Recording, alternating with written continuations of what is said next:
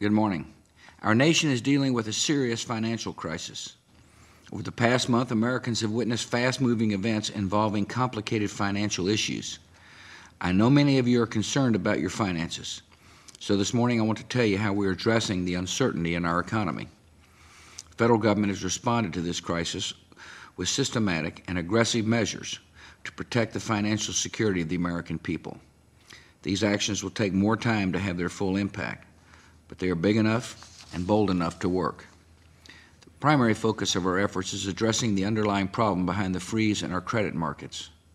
Earlier this month, Congress passed bipartisan legislation authorizing the Treasury Department to use up to $700 billion to help banks rebuild capital. This week, I announced that the Treasury will use a portion of that money to inject capital directly into banks by purchasing equity shares. This new capital will help banks continue making loans to businesses and consumers. In addition, the Treasury will use part of the $700 billion to purchase some of the troubled assets that are weighing down banks' balance sheets and clogging the financial system. This extraordinary effort is designed with one overriding purpose: to help banks get loans flowing to American consumers and businesses so they can create jobs and grow our economy.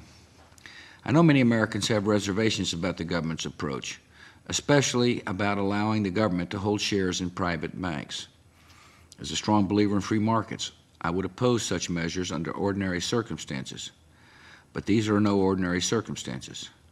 Had the government not acted, the hole in our financial system would have grown larger, families and businesses would have had an even tougher time getting loans, and ultimately the government would have been forced to respond with even more drastic and costly measures later on.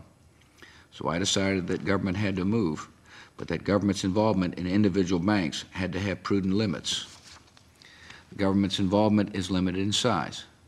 The government will only buy a small percentage of shares in banks that choose to participate, so that private investors retain majority ownership. The government's involvement is limited in scope.